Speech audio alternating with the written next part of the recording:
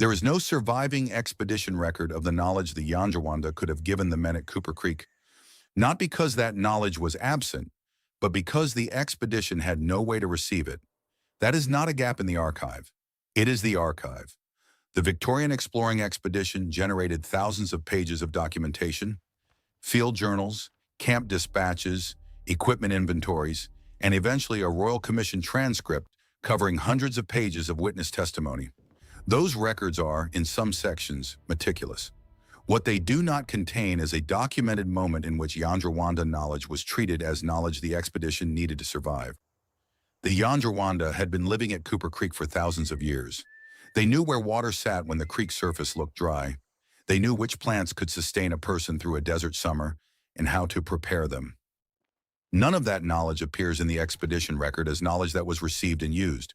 Not because the Yandruwandha withheld it, because the expedition had no system for receiving it, no shared language with the people they needed to learn from, and no institutional capacity for incorporating what the Yandruwandha knew into how the expedition operated. The record of this expedition fills thousands of pages. The record of what the Yandruwandha knew, when Burke and Wills needed it most, fills almost none. The Victorian Exploring Expedition left Melbourne's Royal Park on the 20th of August, 1860. The crowd watching was large enough that the local press reported it in column-width detail. This was the most generously funded land expedition Australia had seen. Equipment worth the equivalent of millions in today's terms, 22 men, 26 camels, 23 horses, and provisions calculated for 18 months. The stated objective was to cross the continent from south to north, from Melbourne to the Gulf of Carpentaria, and return. The colonial government of Victoria had funded it partly in the hope of identifying a viable overland telegraph route. The Royal Society of Victoria had organized it. The expedition's commander, Robert O'Hara Burke, was an Irish-born police superintendent with no prior experience of Australian inland exploration. Wills, the expedition's surveyor and second-in-command, was 26. His qualifications were genuine, trained in astronomy and meteorology, careful with instruments and numbers, committed to systematic record-keeping. His field diary would become the most reliable primary source on what happened in the interior. The expedition carried sextants, chronometers, thermometers, detailed equipment manifests, and maps of routes that previous European explorers had documented. What it did not carry was systematic knowledge of the country beyond those European documented routes. Burke had not sought advice from men who had lived or worked in the arid interior. No member of the party spoke any language of the peoples who lived in the regions the expedition planned to cross. This was not unusual for its time. It was also, as the record would show, consequential. The route would take the expedition north through the Murray-Darling Basin to Menindee on the Darling River, then northwest to Cooper Creek, a braided waterway system in what is now southwestern Queensland, surrounded by arid country but fed by seasonal floods from the Channel Country to the north. From Cooper Creek, the plan was to push north to the Gulf of Carpentaria and return. The country between Cooper Creek and the Gulf was not unknown to all human beings. It was known intimately to the peoples who had lived there for generations. The expedition record documents several encounters with Aboriginal people along the route. What it does not contain is any systematic incorporation of indigenous knowledge into the expedition's planning, any record of learning from the people they passed through. The expedition's operational logic rested on a foundational assumption that the information needed to cross Australia's interior could be assembled in Melbourne and carried north. That assumption was not unreasonable on its face. The expedition carried accumulated European geographical knowledge, maps produced by earlier explorers, Charles Sturt's surveys of the Stony Desert, Augustus Gregory's work in the north. It carried instruments capable of precise positional fixes. What those instruments could not measure, and what those maps did not contain, was knowledge of where water actually sat in the ground in a dry year. The specific, seasonal, location-level knowledge that would determine whether a man could survive a crossing from Cooper Creek to the Gulf and back. That knowledge existed. It was held by the peoples who had lived in that country for generations. It was not portable, not written, and not in any source the expedition had access to in Melbourne. Burke's plan was to move fast. Fast enough, he reasoned, that the question of extended survival in the interior would not arise. The record shows that it arose in June 1861 at Cooper Creek, with no contingency prepared. The expedition moved north through August and September 1860. The pace was slower than Burke wanted. A column of 22 men, 26 camels, 23 horses, and provisions for 18 months imposed a kind of institutional weight that resisted the pace Burke had imagined in Melbourne. He resolved it by splitting the party. At Menindee in October 1860, Burke left the bulk of the supplies and a number of the men behind, under the command of William Wright, with instructions to follow north when ready. Burke took a smaller advance party northwest toward Cooper Creek. The advance party reached Cooper Creek in November 1860. Burke established a depot camp at a large coolabah tree on the northern bank. William Brahe, a reliable and experienced member of the party, was left to hold the depot with 4 men and clear instructions. Wait 3 months. Burke did not wait 3 months. On the 16th of December, 1860, 4 men left Cooper Creek for the Gulf: Burke, Wills, John King, and Charles Gray. They carried provisions for 12 weeks. The distance to the Gulf was approximately 600 miles each way. The push north was grueling. The Channel country offered water but difficult terrain, shifting floodplains, dense vegetation along watercourses, heat that climbed past what the men had prepared for. They moved in the early morning and late afternoon, resting through the midday hours. They made contact with Aboriginal people along the route. The records note several such encounters. None is documented in depth. In February 1861, the 4 men reached the tidal flats near the mouth of the Flinders River, within a few miles of the Gulf of Carpentaria. They heard the tide. Mangrove made the final approach to open water impassable. Wills's journal records the moment without obvious sentiment. They turned south almost immediately. By March, the return journey was in difficulty. Provisions were depleted faster than planned. The terrain that had been passable northbound was harder southbound. Gray had become seriously ill. The records describe symptoms consistent with dysentery or scurvy, though the specific cause cannot be established from available documentation. On the 17th of April, 1861, Charles Gray died. Burke, Wills, and King spent a day burying him before continuing south toward Cooper Creek. The march from the depot to the Gulf and back had taken nearly 4 months. The 3 survivors were exhausted, significantly underweight, and moving slowly. At the Cooper Creek depot, Brahe had been waiting. His orders had been to wait 3 months. He had waited approximately 4.5, well beyond his instructions. The resupply column from Menindee, under Wright, had not arrived. Brahe's own men were weakening. On the 21st of April, 1861, Brahe broke camp and led his men south. Before leaving, he buried a cache of food under the coolabah tree and carved the location into the bark. Burke, Wills, and King reached the depot later that day. The campfire ashes were fresh. The cache was found. The note was read. Burke made a decision. They would not follow Brahe south. He reasoned, the record suggests this rather than states it directly, that they were too weak to overtake a party with fresh horses and a head start. Instead, he proposed to move west along Cooper Creek toward Mount Hopeless, where a pastoral station might offer help. Burke left a note in the cache tin reporting that they had returned and intended to move toward Mount Hopeless. He did not leave any visible surface marker to indicate that the men had been at the depot since Brahe had left. Brahe returned to the depot weeks later with a rescue party. He found the tree marked as he had left it, saw no sign of recent occupation, and concluded that Burke's party had never come back. He left again without opening the tin. The note Burke had left was still in the cache. The Yandruwandha were camped on Cooper Creek.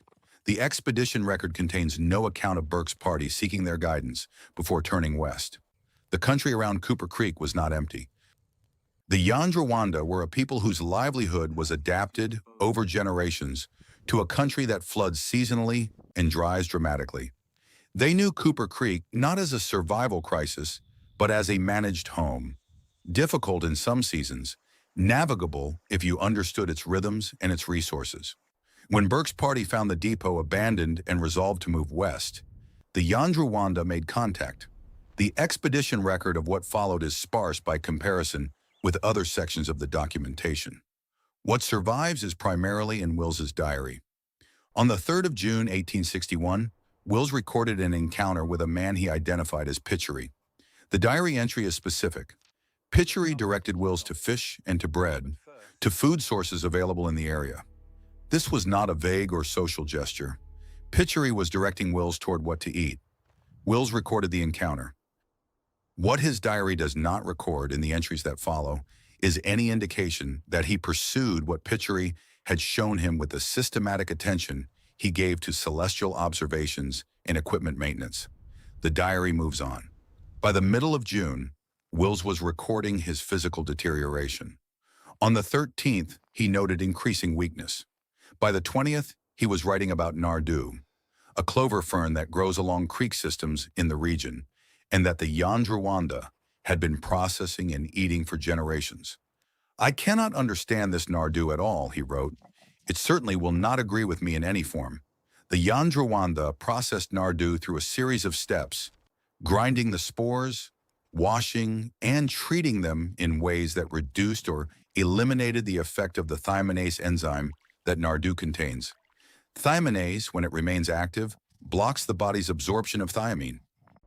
Thiamine deficiency causes weakness, weight loss, and eventually a progressive failure of the limbs that renders walking impossible.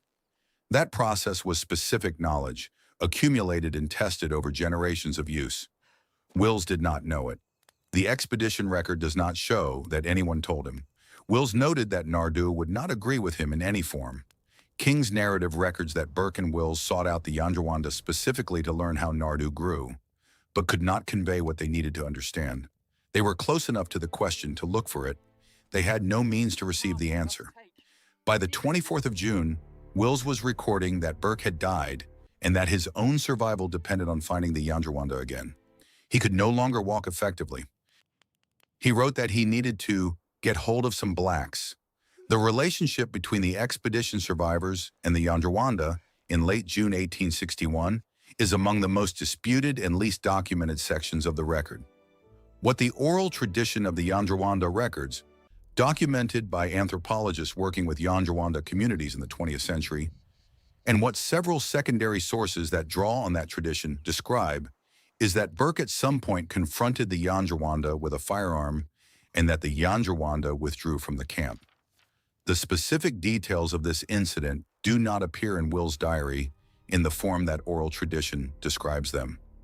The evidence for the incident, as the oral tradition records it, is not the same kind of source as Wills' field diary. It should not be treated as documentary fact at the level of a contemporaneous written record. It should also not be dismissed. The Yandruwandha oral tradition about Cooper Creek in 1861 was set down by people with direct generational connection to those events. The European record treats that period as marginal. The oral tradition treats it as central. What can be said from the converging shape of the evidence? By late June 1861, the Yandruwandha had withdrawn from regular proximity to the European camp. Wills was dying. Burke was dead or dying. The men who had been directed to food sources by the Yandruwandha in early June were now without that guidance. The change in the relationship between the expedition survivors and the Yandruwandha community at Cooper Creek coincides in the diary record with the period for which the oral tradition has the most specific account. The gap between those two records cannot be closed from available documentation. It is a gap in the record, and it is one that the historical literature has largely left standing. Robert Burke died at Cooper Creek in late June 1861. The precise date is uncertain. By that point, Wills was unable to write daily. Wills made his last diary entry on the 26th of June, 1861. The notebook was recovered from a cache near the creek by Alfred Howitt's relief expedition in September 1861. The last entry is legible. It records Wills's location and physical condition. By that date, he could not move far from the shelter that the Yandruwandha had helped him construct. The thiamine deficiency had progressed beyond the point where food alone could reverse it. Wills was 26 years old. John King survived. He survived because the Yandruwandha found him and took him into their camp. They fed and sheltered him from late June until Howitt's party reached the area in September 1861, approximately 2 months. King was the only European survivor of Burke's advance party. When Howitt's men found King in the Yandruwandha camp, the account of the encounter is brief. What it records is that the Yandruwandha present appeared pleased at the reunion. King's survival is the clearest evidence in the record of what the Yandruwandha were capable of providing. They kept a European man alive through an Australian winter on the same food sources and in the same country that had failed to sustain Burke and Wills. The difference was in what they knew about how to use the country. The last confirmed point in the written record is Wills's diary entry of the 26th of June. The handwriting in that final entry is still legible. The diary ends. Everything after that date comes from King's testimony to the Royal Commission, Howitt's expedition report, and later documentary record. What happened at Cooper Creek in the weeks before Howitt arrived, from the perspective of the Yandruwandha who were there, exists in oral tradition and the anthropological records that documented it in the following century, and in those sources alone. The Royal Commission on the Burke and Wills expedition sat through 1861 and 1862. Its mandate was to examine the conduct of the expedition. What decisions had been made, by whom, and whether those decisions had contributed to the deaths of Burke, Wills, and Gray. The commission was thorough by the standards of Victorian official inquiry. It took testimony from Brahe, from King, from Wright, from members of the Royal Society Committee that had organized the expedition in Melbourne. It examined why Brahe had left when he did. It examined why Wright had not sent resupply north sooner. It examined the equipment, the provisions, and the command structure. The record of those sessions is detailed. It is a formal inquiry into what went wrong inside a European expedition. The Royal Commission was an inquiry into what went wrong inside the expedition. It was not an inquiry into what the expedition had failed to learn. That distinction is everything. The Commission did not call any Yandruwandha witness. It did not take testimony about what the Yandruwandha knew about nardoo preparation, or about water sources at Cooper Creek, or about what Pitchery had directed Wills toward in early June. It did not ask King in any detail that appears in the transcript what he had observed about Yandruwandha subsistence practices during the 2 months he had lived with them. The Royal Commission transcript runs to dozens of witness sessions. I have read through the record for any mention of a commissioner asking what the Yandruwandha knew about nardoo preparation, or water sources, or the seasonal patterns at Cooper Creek. There is no such question in the record I have been able to find. That absence is not the Commission's peculiar failure. It is the predictable output of an inquiry that framed the question of the expedition's failure entirely within the terms of the expedition itself. What the expedition had failed to do, engage systematically with the knowledge held by the indigenous peoples of the interior, was not a category of failure the Commission was equipped to investigate, because it was not a category of decision the expedition's sponsors had expected anyone to make. The Commission recorded what went wrong between Melbourne and Cooper Creek, between Cooper Creek and the Gulf, and between the Gulf and death. It did not record what was available at Cooper Creek that the expedition never accessed. Filling that record would require a different kind of source. What we know from sources that can be verified against contemporaneous or near-contemporaneous documents. Burke, Wills, and Gray died during and after the return journey from the Gulf. King survived. The Yandruwandha fed and sheltered him for approximately 2 months. Wills's diary records that Pitchery directed him to food on the 3rd of June. It records that nardoo would not agree with him in any form. It records that by the 24th of June, he needed to find the Yandruwandha again, and could no longer walk to do so. The diary entry dated the 26th of June is the last one in the notebook. What we cannot establish from the European documentary record, what the Yandruwandha understood about the men at Cooper Creek, what they offered and when, what led to the withdrawal of contact in late June, and what they made of what they witnessed. Those accounts exist in oral tradition and anthropological field notes. They do not map cleanly onto the diary record. They describe events the diary does not describe. They understand events the diary does describe in different terms. King survived because he stayed with the Yandruwandha, who fed and sheltered him for months. The inquiry recorded that he was found. It did not record what he learned from the people who kept him alive.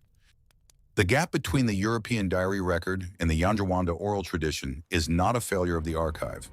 It is the archive's shape. The expedition that generated the European record was not designed to produce the other kind. My reading of the record is this. Burke and Wills did not die because the Australian interior was too harsh for Europeans. They died because the expedition was built on the assumption that European knowledge was sufficient to cross a country that Europeans had never crossed. The Yandruwandha were not simply living nearby. They were surviving in that season, on that creek, on the same food Burke and Wills were failing to eat correctly. The record of what they could have offered is almost empty because the expedition had no system for receiving it, and the inquiry never thought to wonder why. The map the Victorian Exploring Expedition carried from Melbourne traced the routes that European explorers had previously documented. It did not include the Yandruwandha knowledge of water sources along Cooper Creek. That knowledge was not in any archive accessible in Melbourne. It existed in the country, held by the people who lived there. They did not die because the country had no answers. They died beside the answers. Without the language to receive them, without the time left to learn, and without an inquiry that would later think to ask why. The Royal Commission has been criticized for a century for examining every European decision and ignoring every Indigenous one. The closer problem is that the commissioners, like the expedition they examined, did not seem to notice the gap. What was never asked cannot be criticized for not being answered. The expedition failed not because Burke made one wrong decision at Cooper Creek. It failed because the expedition was designed to cross a country without ever learning from the people who had lived in it for millennia. The field diary Wills kept in his final weeks is in the National Library of Australia. The Yandruwandha account of the same events is in oral tradition and anthropological field notes, and in the memory of a community that maintains connection to Cooper Creek. Both exist.